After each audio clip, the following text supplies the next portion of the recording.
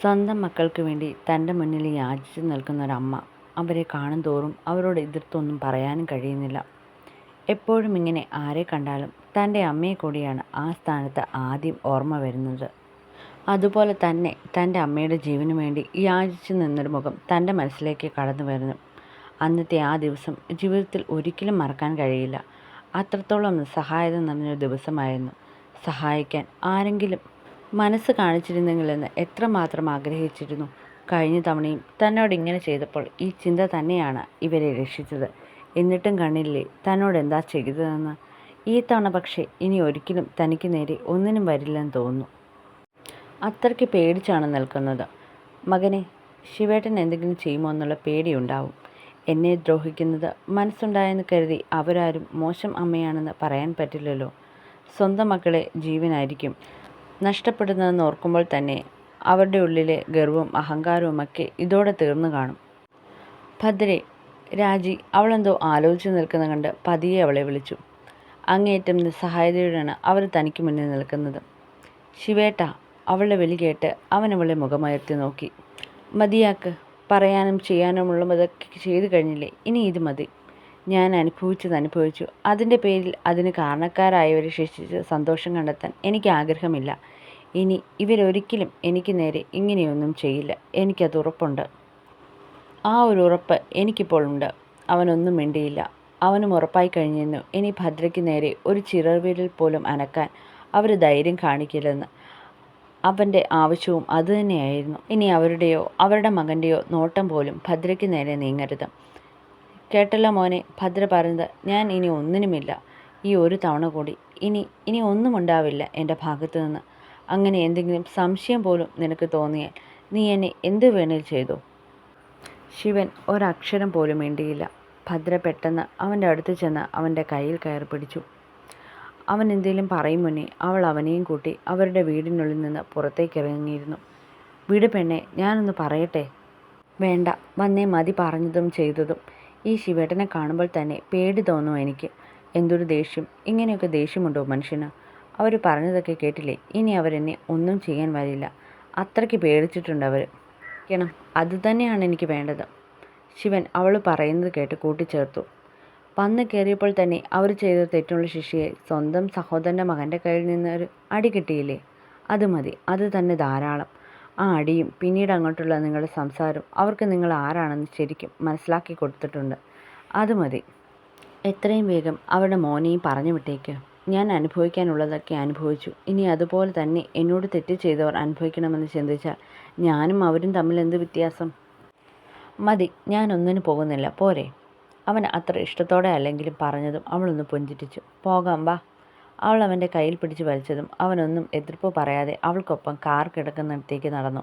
ഭദ്ര വിളിച്ചുകൊണ്ട് പോയ നിമിഷമാണ് രാജിയുടെ ശ്വാസം നേരെ വീണത്.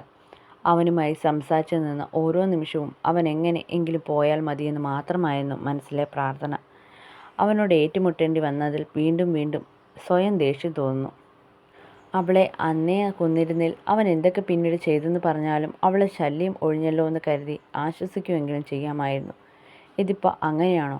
വിചാരിച്ച പോലെയൊന്നും കാര്യങ്ങളൊന്നും തന്നെ നടന്നതുമില്ല.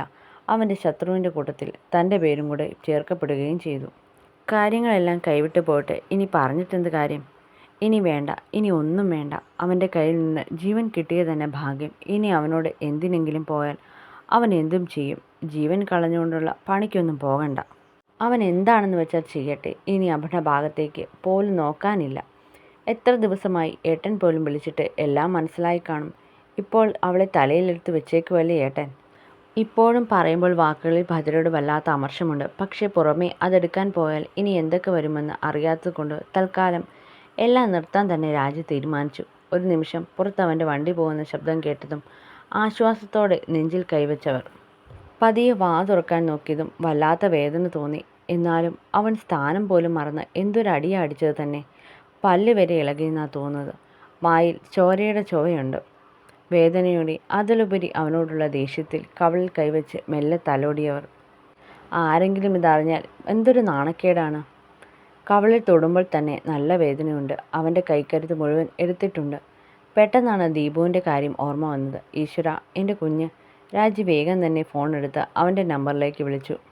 തുടരെ തുടരെ വിളിച്ചിട്ടും അവൻ്റെ നമ്പർ സ്വിച്ച് ഓഫ് ആണെന്ന് കേട്ടതും രാജിക്ക് ടെൻഷനായി. അവൻ പറഞ്ഞതുപോലെ അവൻ്റെ കസ്റ്റഡിയിലാണെങ്കിൽ അവർ പറഞ്ഞതുപോലെ എന്തെങ്കിലും ചെയ്യുമോ തൻ്റെ മോനെ? അവരുടെ ഉള്ളിൽ ആശങ്ക നിറഞ്ഞു. അവനെ വിട്ടയക്കാൻ പറയാൻ ശിവനെ വിളിക്കാനും പറ്റില്ല.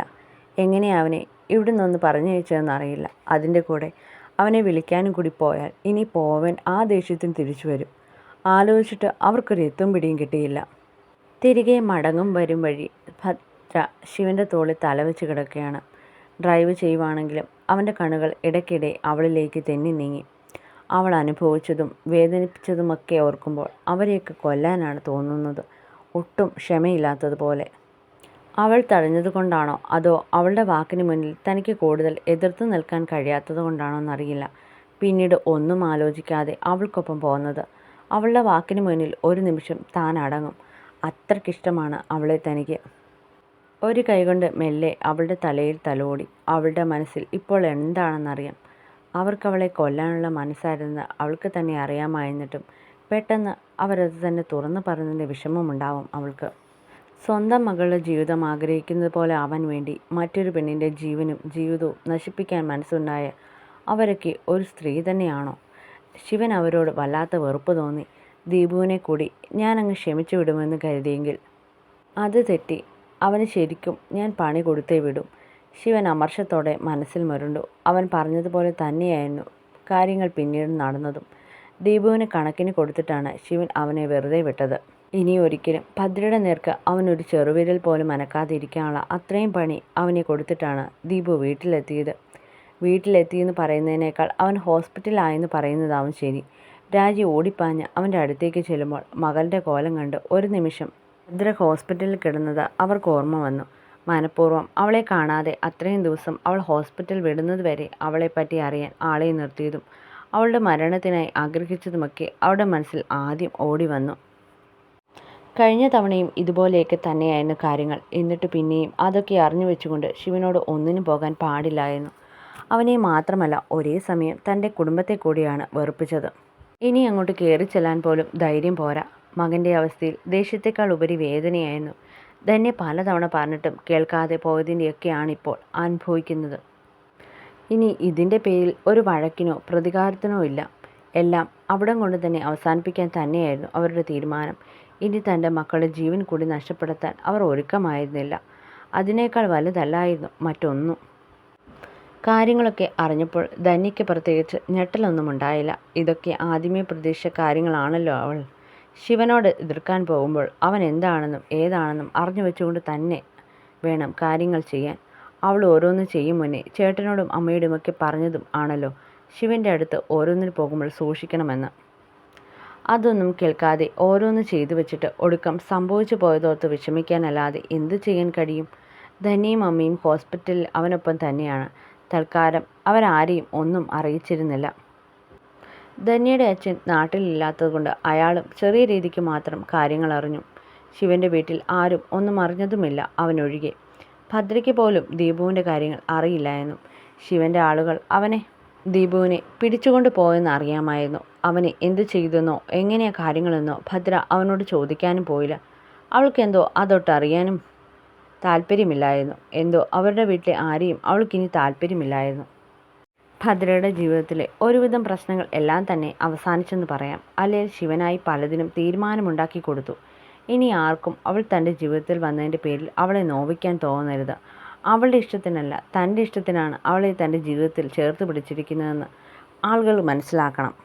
അതിന് കൂടുതൽ വ്യക്തത വരാൻ വേണ്ടി കൂടിയായിരുന്നു ദീപുവിനെ ശരിക്കും കാര്യങ്ങൾ അതിൻ്റെ രീതിക്ക് മനസ്സിലാക്കി കൊടുത്തത്. ഭദ്രയെ ഒരു കവചം പോലെ ശിവൻ്റെ കൈകൾ സംരക്ഷിച്ചു പോന്നു. അവളെ ഒരു നിമിഷം പോലും കാണാതെ അറിയാതെ ജീവിക്കാൻ കഴിയില്ലായിരുന്നു അവന്. അവൻ്റെ ഹൃദയത്തിൽ അവൾ മാത്രം അങ്ങനെ നിറഞ്ഞു നിന്നു. ഭദ്രയെ താൻ ജീവിതത്തിലേക്ക് കൂട്ടിയത് എന്തിനു വേണ്ടിയായിരുന്നു എന്ന കാര്യം പോലും മറന്നു പോകും പോലെ അവൾ തൻ്റെ ഹൃദയത്തിലേക്ക് ഇടിച്ചു കയറിയിരിക്കുന്നു. കാശിൻ്റെ ബന്ധം മാത്രമേ അവളുമായി ഉണ്ടാകൂ എന്ന് തീരുമാനിച്ചുറപ്പിച്ചെടുത്തു നിന്നു. അവളിന്ന് തൻ്റെ പ്രാണനായി മാറിയിരിക്കുന്നു. തൻ്റെ നല്ല പാതിയാണ്. പരസ്പരം സ്നേഹിച്ചു അവളോടൊത്തുള്ള ഒരു ജീവിതം അവൻ സ്വപ്നം കണ്ടു തുടങ്ങിയിരുന്നു. നാളുകൾ ഏറെയായി. തുടരും. ഇന്നലെ എല്ലാവരുടെയും കമൻസൊക്കെ കണ്ടു. ഒരുപാട് സന്തോഷം. ഡെയിലി ഇടുന്ന പാട്ടിന് കമൻ്റ് ഇടണം സ്നേഹത്തോടെ. അടുത്ത പാർട്ട് നാളെ തന്നെ ഇട്ടേക്കാം.